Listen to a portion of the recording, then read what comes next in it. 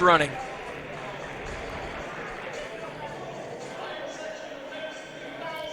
So now the final section, and a fun one here, of the men's 3,000.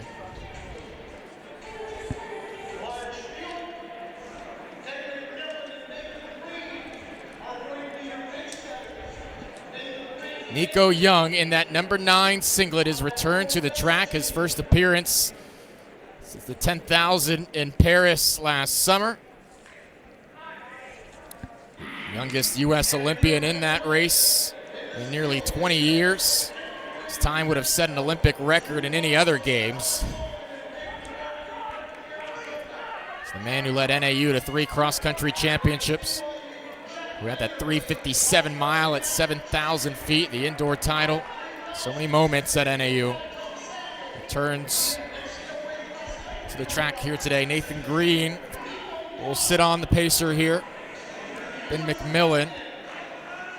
Oh, this heat is stacked. You got Drew Bosley, former record holder. David Malarkey, transfer from Florida State, is doing great things with NAU now. Washington contingent of Evan Jenkins, Acer Iverson, Leo Doshbach. We mentioned Green. NAU's got 3 runners in here. Don't forget about Colin Sahlman as well. Casey Klinger from BYU. And let's go back to Nico Young. What's interesting, to start the 2024 indoor season, Nico Young, up until that point, hadn't won an NCAA title, believe it or not. A lot of seconds, a lot of thirds. He's helped his team win titles, but he didn't have an individual title.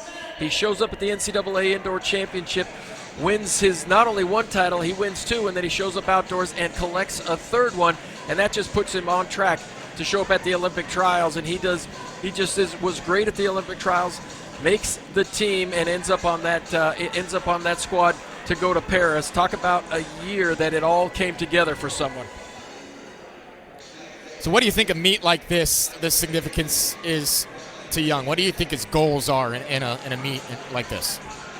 Well, you think differently when you turn pro, all right? And you don't worry as much about the outcome. He's not chasing a standard. If he were still in college, this would be a pretty important race that he got a really fast time, because you don't get many opportunities to come to meets like this and run fast. But as a pro, he wants to get out there. He wants to mix it up. He's gonna work on the things that he's been working on in training, certainly. And he's got, there are people in this race that he trains with on a regular basis. But he's also going to challenge himself because he's waited such a long time in the season to start racing. I just only have to think that indoors isn't going to be a priority for him. He's using this to get his outdoor season going.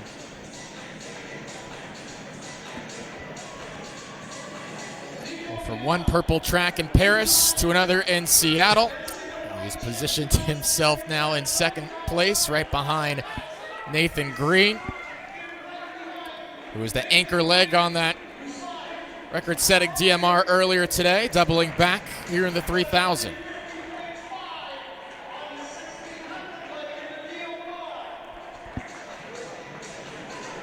Ishmael Kipkurui in the number 1 sticker. Jack Rayner of Melbourne Track Club in the 3rd position.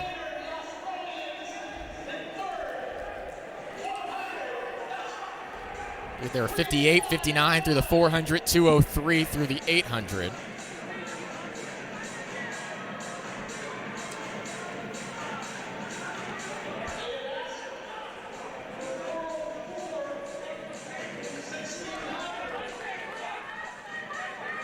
Green sat behind McMillan for a lap or 2, but has held the top spot since then.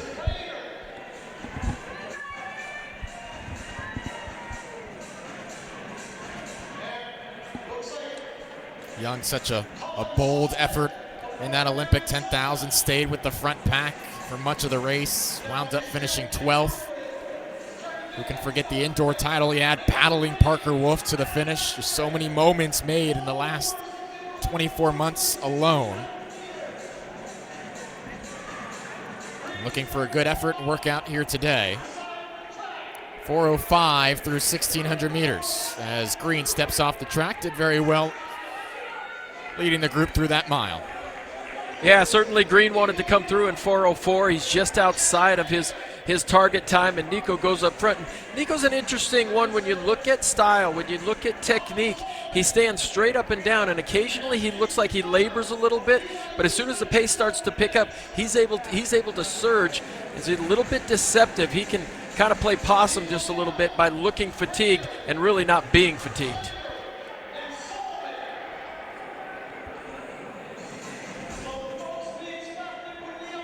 NAU with a trio of runners right behind that top four. Again, Bosley, former record holder, Colin Sahlman, David Malarkey, in his grad year from Florida State. There's an All-American there. Bosley second and third at the 2023 Indoor Championships. At 7:36, he ran at BU 2 years ago now. Bosley, a four-time All-American, trying to regain that elite form that he's shown. Well, and Nico Young has just really set the standard, and it's probably a little unfair because all these kids that come out of Newberry High School in California are expected to be as good as Nico Young is. And Colin Sahlman at NAU, he's had a little bit of difficulty, I think, living up to the high standard that Nico and certainly Leo and Lex Young at Stanford. I think everybody expected them to show up at Stanford and just be world beaters, and they had to take their lumps last year. So, as good as all those kids out of Newberry, it takes a while in college to really be great.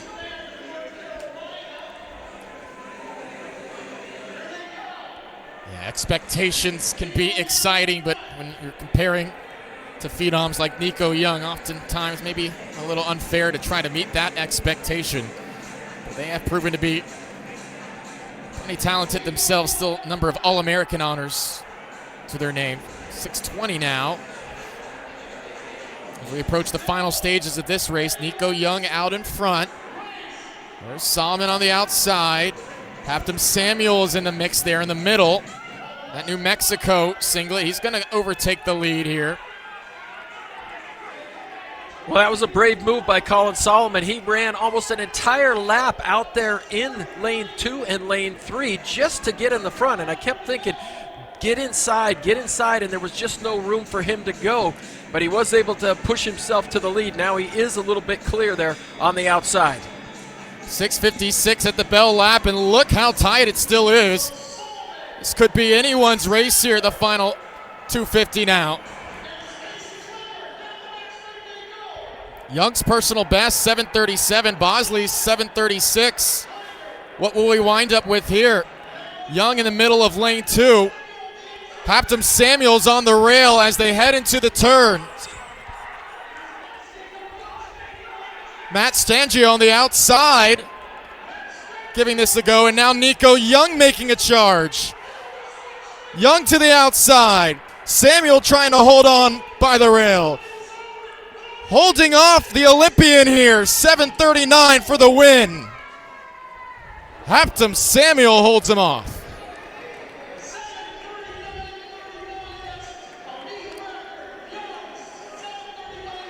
How about that finish for Habtom Samuel, the sophomore from New Mexico, setting a meet record? And I know this isn't Nico's event right now, but it's always a little cool to go head-to-head with an Olympian and challenge him to the finish. A nice moment there to finish here at the Husky Classic. Well, I'll tell you what, this got off to a great start.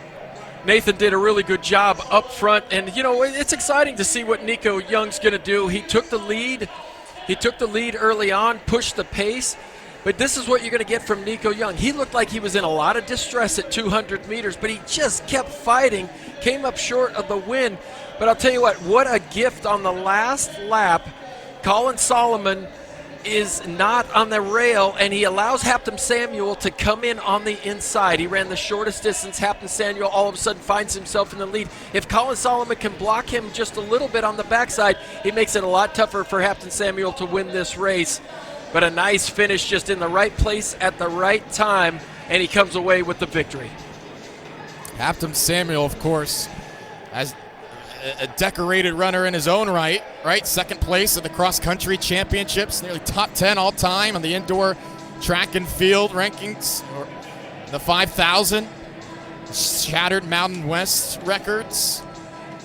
And he just had a lovely duel there to the finish and will take the top spot in the fast heat of the men's